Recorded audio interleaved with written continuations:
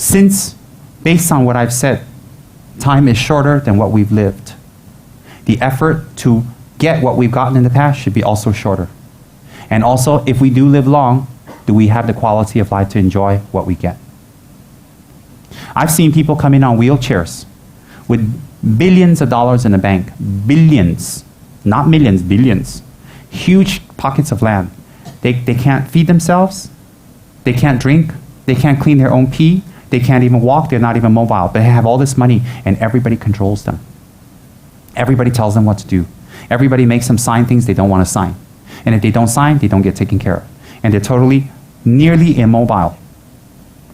Even a glass of water to drink is so difficult. Yet they have millions in the bank. So them working their whole life getting that has resulted in that. Perhaps the actions that they did during their lifetime resulted in that karma. Or, what's the point to have millions in the bank? And then you spent your whole life making these millions and billions. And then at the end, you can't even have it. You're alive and you're living long and you can't have it. You can't have it. And you can't even control it. You don't even have a say to where it goes. I've seen people recently, just a few months ago. And I'm amazed. I look at them and say, what a Dharma teaching.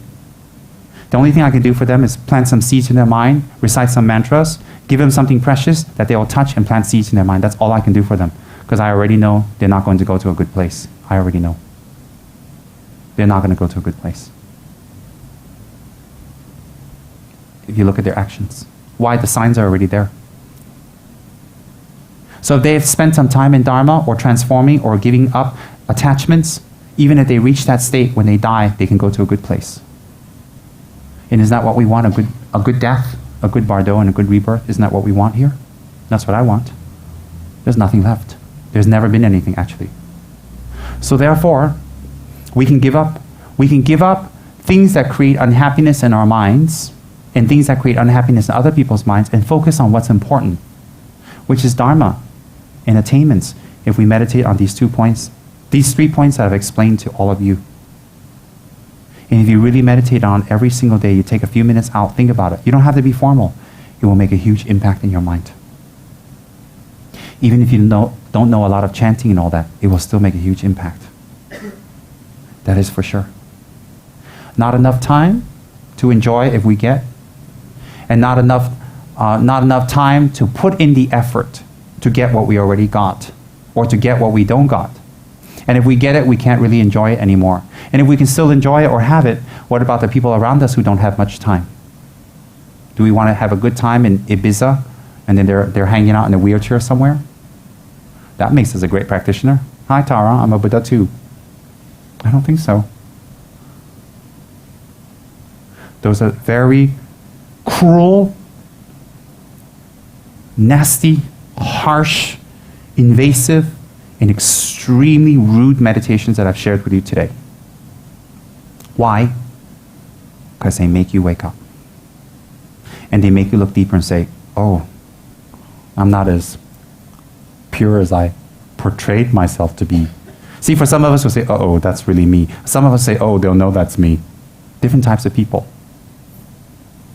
Uh-oh, they're going to know that's me. I lost face. You've been in samsara longer than you've been in Chinese. So you should give up this Chinese hang-up of face. Yeah. You've been Chinese for 20, 30, 40 years. Why is that imprint so strong? Just give it up. Who cares what you look like?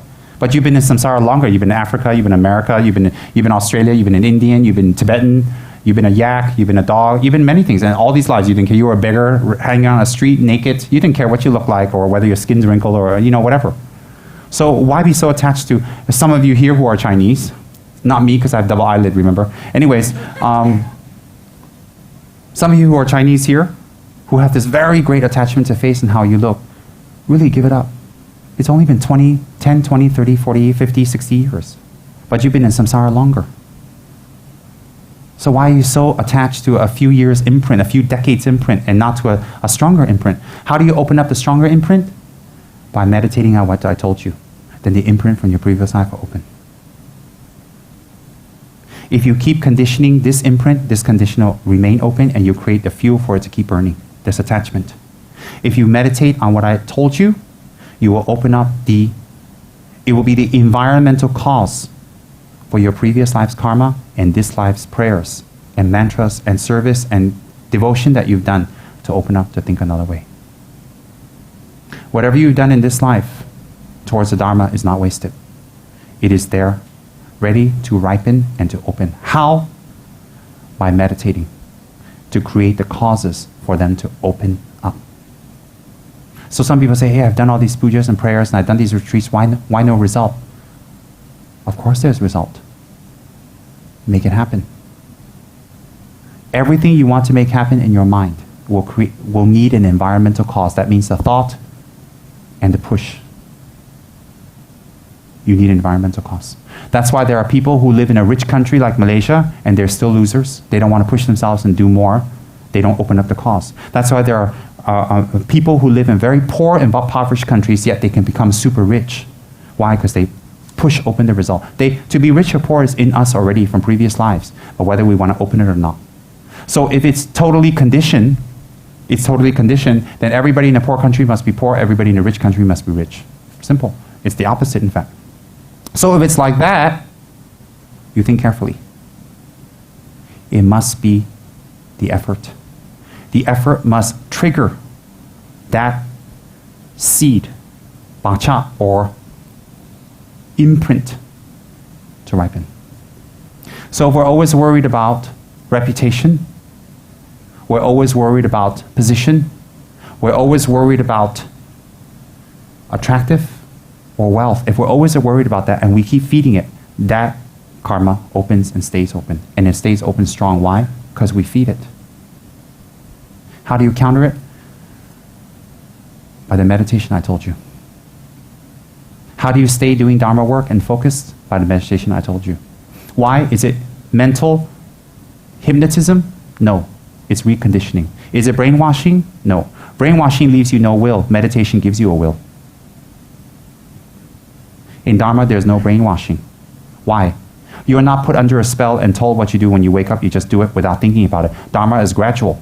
You listen to teachings, you read, you listen to teachings, you read, you contemplate, you listen to teachings, you read. 1 month, 2 months, you change, you attend more, you attend more, you attain more, you understand more, you do more and more and more. What is that? That's reconditioning, not hypnotism or brainwashing. So by meditation, by teaching, you get a new view. If doing more Dharma as time goes on is brainwashing, then becoming a doctor is brainwashing. Then becoming a minister is brainwashing. Then becoming a dentist is brainwashing. Then becoming an artist is brainwashing. Why? You weren't one when you were born, but when you go to school, they tell you the benefits of it and they tell you how wonderful it is, and you learn and learn and learn, and then when you apply it, you do it. So when you're a doctor, are you brainwashed? Not logical. No, not logical. So therefore, if you're in Dharma longer, they call you a fanatic. Oh, you already went crazy. You know, look that you're a nun now. You're a monk now. Well, what's that? You should be a wife. You should be a husband. You should be a mother. You should be a daughter. You should be a prostitute. Whatever you want to be. And then now you go into Dharma, and more and more and more we lose you. Don't see you anymore. That's people who don't understand. They say you're being brainwashed by the Lama. The Lama's hypnotizing you. Oh God, if I could, I'd be rich. I'd be rich. If I can hypnotize you, I say just put it in the bag. If I'm not rich, I'm not hypnotizing you. Because if I can hypnotize you, I'd be hypnotizing you for your money. What else would I want from you? Come on. If I can brainwash you, what do you think I would go after? That's right. So if you're listening to the Dharma, I'm not brainwashing you. I'm giving you logic, and you are reconditioning yourself. So therefore, if there's analytical meditation, which is like that, or you're driving in a car, or you're riding around, except for Chia, you're thinking, right? And you're changing and you're transforming. That's not brainwashing, my friends. That's reconditioning with new knowledge. I'm giving you logic. If you do more Dharma as time goes on and your mental attitude transforms as time goes on, and that's brainwashing, or you become a religious fanatic, then doctors and lawyers and all that are fanatics, and they've all been brainwashed. What's the difference?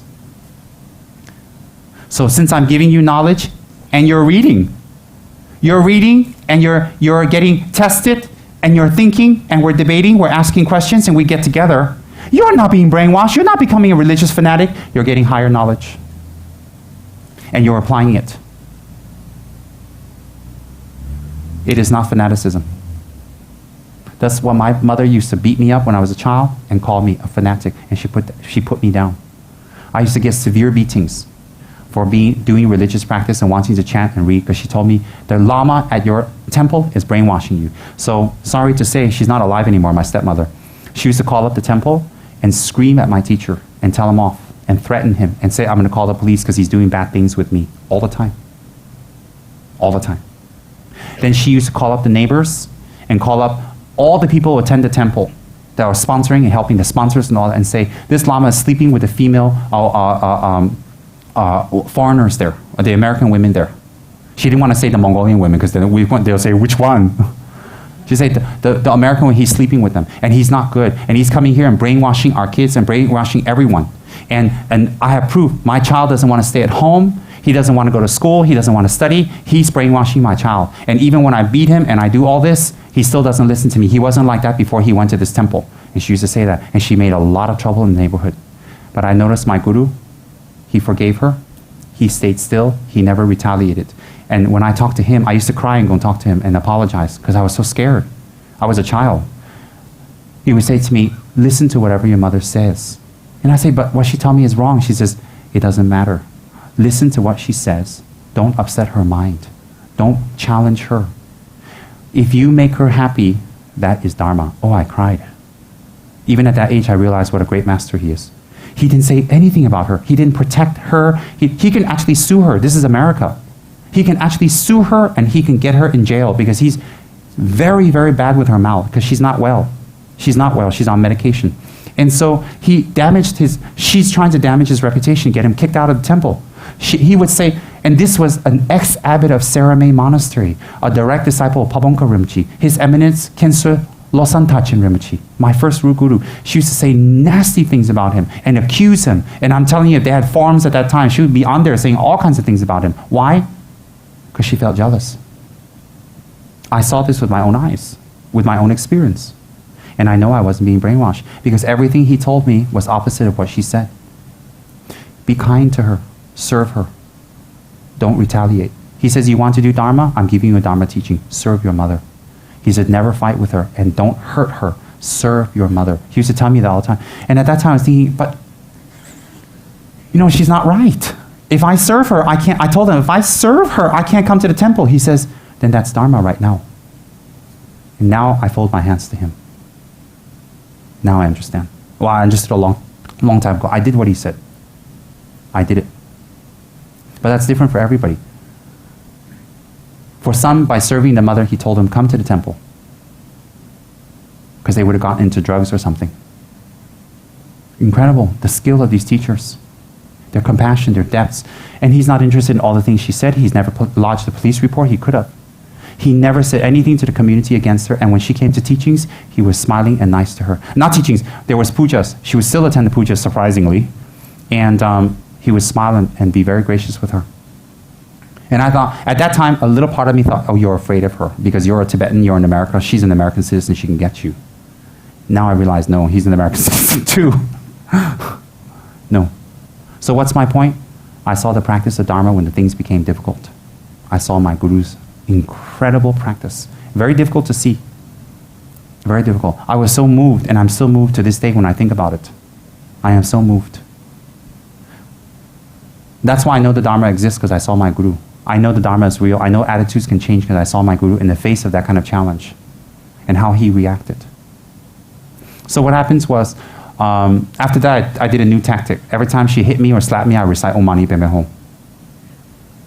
I said, I'm not going to generate anger. I think about Avalok Deshara, and I go, she slapped me very hard when she was in her fits. Very hard, and she wore rings. Slap, slap. And I would go, Om Mani Padme Hum, Om Mani Padme Hum, Om Mani Padme Hum. And I got slapped harder because she says, what are you reciting? Are you chanting against me?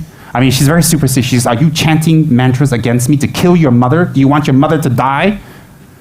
And I went, Om Mani Padme Hum, slap, slap. And it went on for years. Part of it was my practice, part of it was my stubbornness. I said, no, you're not going to stop me from this. So anyways, I wasn't able to verbally challenge her. She's faster, she's quicker, she's smarter, she's older, she has more experience.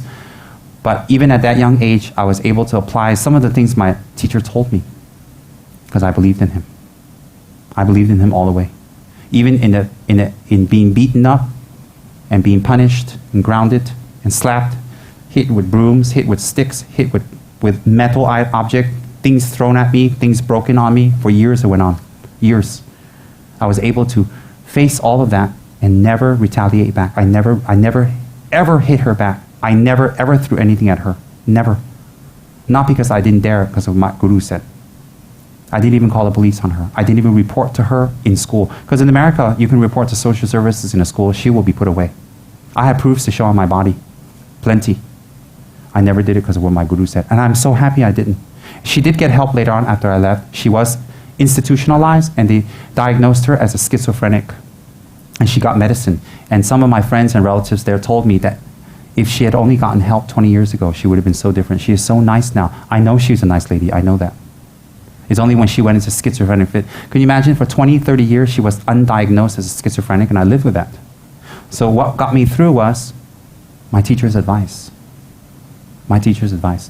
And it was very difficult to follow at that time because when you're being slapped and beaten, you're being kicked, you're having things thrown at you, sharp objects, all the time. You're being threatened. She used to threaten me that she's going to kill me all the time. She would graphically describe how she's going to kill me. Her favorite method was to stab me in the chest. She'd tell me that, I will stab you in your sleep. You make one wrong move, I will stab. But in front of people, she's all very nice, very sweet, every night. But when we're alone, if I make a wrong move, she said, I will stab you in the chest and I will turn the knife around until the blood comes squirting out. She told me that in graphic Mongolian. I never hated her because I know she's not well. But I know she's capable of things. Because one time they brought a horse back and they killed it. They killed and ate the meat. A whole horse. I know they are able to do it. So my point is what? I was scared to death. And I had no control. And I couldn't report. I couldn't tell the social services nothing.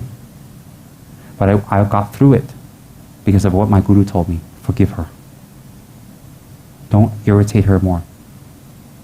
And I was so moved today. That's why I 100% go on forgiveness. I believe in it, 100%. I have no animosity toward my stepmother at all. None. In fact, I miss her. None. Because I know deep down inside it's not her, it's her disease. But at that time I didn't know. She wasn't diagnosed, nobody knew. So what's my point? Similarly, because I went through that, these days I can go through quite a lot of difficulties. And I won't be fazed easily. Whereas other people, when they have difficulties, they get fazed very easily, they get off of very easily, they want to give up, they want to run away, or they want to look for something better very easily. Why? They have never gone through any difficulty in their life.